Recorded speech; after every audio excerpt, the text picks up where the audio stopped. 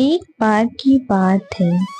एक छोटे से गांव में एक महिला रहा करती थी जिसका नाम मीनाक्षी था।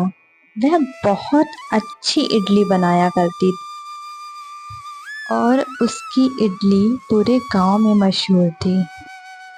मीनाक्षी रोज गांव के बीचों बीच एक छोटी सी दुकान लगाया करती थी। वो सुबह सुबह ताजी ताजी इडली बनाती और उसे सुंदर से टिफिन में सजाकर गांव में बेचने चली आती। गांव में बच्चे बड़े बूढ़े सब इडली के बड़े दीवाने थे। अरे मीनाक्षी दीदी, जरा एक प्लेट इडली तो लगाना। जी भैया, लगाती हूँ। मीनाक्षी अपने ग्राहकों को जल्दी जल्दी इडली बनाकर दे देती है। उसमें से एक ग्राहक बोलता है, अरे मीनाक्षी दीदी, आपकी इडली का तो जवाब नहीं है। वाह, बहुत उम्दा बनाई है इडली। धन्यवाद भैया। काफी शाम हो जाती है और अंधेरा भी छा जाता है। मीनाक्षी अपनी दुकान बंद करके अपने घर वापस चली जाती है। वहीं मोहनलाल अपने घर पहुंचता है और अपनी पत्नी से इडली की बहुत तारीफ करता है। अरे पता है भाग्यवान, इडली तो मीनाक्षी बहन बनाती है, बहुत अच्छी। उसके जैसे इडली तो पूरे गांव में कोई ना बना पाता होगा। मोहनलाल की पत्नी उससे चिढ़ जाती है और उससे कहती है, अच्छा, तो अब मैं भी कल से इडली वड़ा की दुकान लगाऊंगी और देखती हूँ कौन खाने आता है इडली, उसके यहाँ कि मेरे यहाँ, देखती हूँ। सुमन अगले ही दिन गांव के बीचों बीच पहुंच जाती है जहाँ पे मीनाक्षी हमेशा दुकान लगाती है। उसने उसी जगह दुकान लगाई जहाँ पर मीनाक्षी लगाती है। थोड़ी देर बाद जब मीनाक्षी अपनी दुकान लगाने के लिए उस जगह पर आई तो उसने देखा कि वहां पर तो कोई और है। उसने जाकर उससे पूछा, बहन, आप कौन हैं? मैं तो यहाँ दुकान लगाती हूँ रोज इडली की। मैंने आपको पहले कभी यहाँ नहीं देखा। देखो देखो कैसे इतरा रही है। वो कुछ भी हो, यहाँ पे आज से मेरी दुकान लगेगी और सिर्फ मेरी। अपनी दुकान ले जा कहीं और। मीनाक्षी सुमन की ऐसी बात सुनकर बहुत उदास हो जाती है और वह वापस अपने घर की ओर निकल पड़ती है। अरे माँ, आप इतनी जल्दी घर आ गई? क्या हुआ? आज दुकान नहीं लगी? मीनाक्षी अपनी बेटी को वहाँ की सारी बातें समझाती है और बताती है कि आज के बाद वह दुकान नहीं लगाएगी। इतना सुन के उसकी बेटी रोने लगती है और कहती है, माँ, माँ, अब अब हम कैसे जिएंगे? अब क्या होगा हमारा? हम तो बहुत गरीब हैं। तुम परेशान मत हो बेटा, मैं और मेहनत करके घर से ही इडलियां बेचा करूंगी। तुम्हें परेशान मैं नहीं देख सकती बेटा।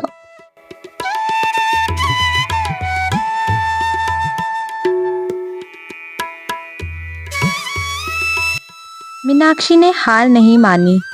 मीनाक्षी अपने घर में इडली बनाकर घर से ही बेचने लगी। देखते देखते उसके घर पे भी कई लोग आसपास के इडली खाने आने लगे। मीनाक्षी की बेटी भी उसकी बहुत मदद कर रही थी। वह यह देख के खुश थी। अब उसकी दुकान पर ग्राहकों की भीड़ लगी रहती।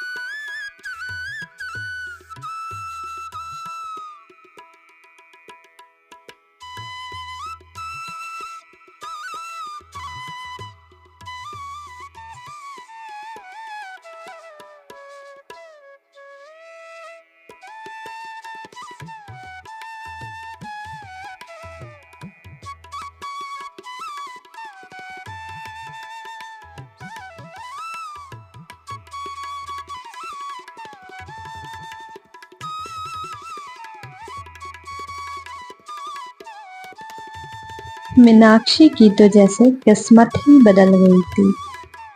उसने एक अच्छा घर खरीदा और वह सभी गांव वालों की बहुत अच्छे से मदद करती। उसका स्वभाव बहुत अच्छा था। कुछ दिन बाद गांव में हर जगह ये बात फैल गई। अरे सुनती हो सुमन, मीनाक्षी दीदी तो बड़ी दिल वाली है। मुझे पैसों की जरूरत थी, उन्होंने तुरंत मदद कर दी मेरी। मीनाक्षी की इतनी तारीफ सुनकर सुमन को मन ही मन गुस्सा आ रहा था। आखिरकार उसने इतने कम समय में इतनी पहचान बनाई तो बनाई कैसे। एक रात सुमन ने एक चोर को बुलाया। जी मालकिन जी, क्या काम है मुझसे? देखो, तुम्हें मेरा एक काम करना है। तुम्हें मीनाक्षी के घर जाकर चोरी करनी है।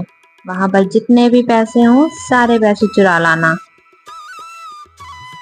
ठीक है, मैं आपका काम कर दूंगा, मगर मुझे इस काम के बदले 50,000 रुपये चाहिए, नहीं तो मैं ये काम नहीं करूंगा।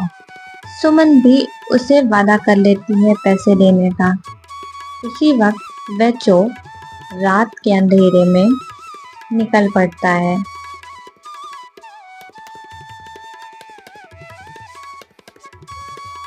कुछ ही देर में वह मीनाक्षी के घर पहुंच जाता है। वह देखता है और सीधा घर के अंदर चला जाता है। पास के ही कमरे में सारे पैसे रखे हुए होते हैं। वह चोर सारे के सारे पैसे उठाकर फुर्र हो जाता है। सुबह जब मीनाक्षी उठती है तो देखती है वहां तो चोरी हो गई है। उसके सारे पैसे कोई ले गया है। तभी उसकी बेटी बोलती है, हाँ माँ, यहाँ तो 1 रुपए भी नहीं बचा, सारे के सारे पैसे चोर ले गए। मीनाक्षी जल्दी जल्दी सरपंच जी के पास जाती है और उनको वहां की सारी बातें बताती है। वह उनसे कहती है, सरपंच जी, हमारे सारे पैसे चोर ले गए। कुछ दिन बीतते हैं। आखिरकार वह चोर पकड़ा जाता है। एक दिन चोर आखिरकार पकड़ा ही जाता है।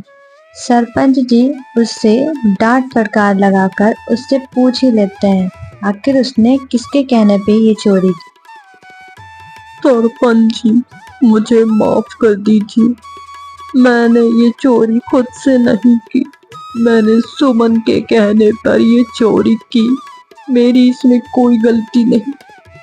चोर की ये बात सुन के सरपंच जी ने सुमन को वहां पर बुलाया।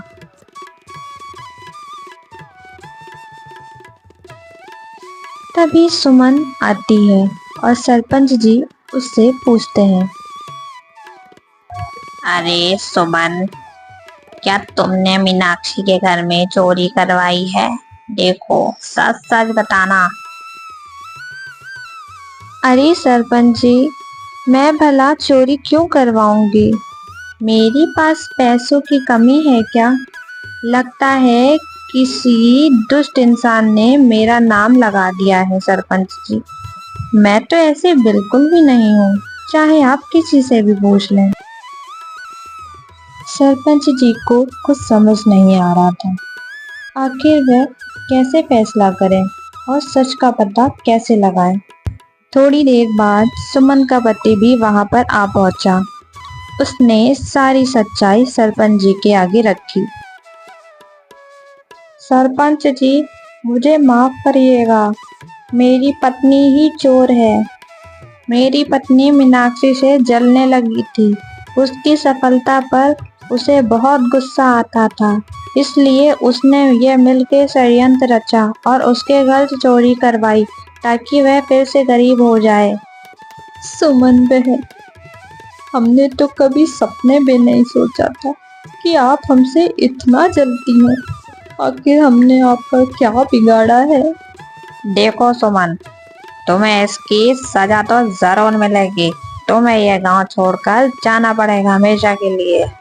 मैं ऐसे लोगों को अपने गांव में नहीं रख सकता। जो एक दूसरे से जलन भावना रखते हों और एक दूसरे की तरक्की से जलते हों।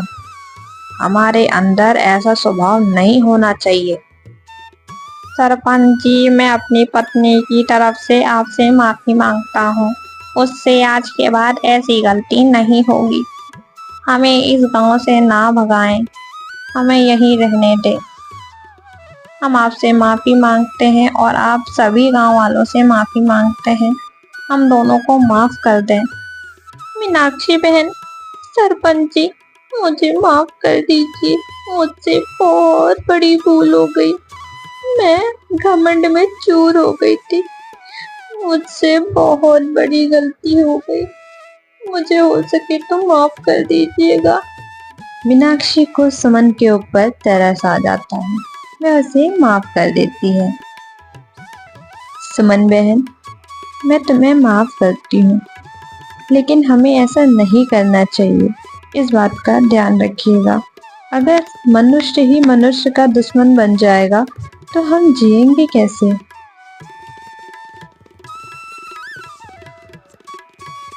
कुछ दिन बाद गांव में फिर से वही खुशहाली आ गई थी। सब हंसी खुशी और मिलजुल कर रहने लगे। मीनाक्षी ने गांव में एक बहुत बड़ा रेस्टोरेंट खोल लिया और वह बहुत चलने लगा। मीनाक्षी की जीवन ने हमें यह सिखाया कि जीवन में कितनी भी कठिनाइयां और परेशानियां आए, हमें उनसे लड़ना चाहिए और जीतना चाहिए।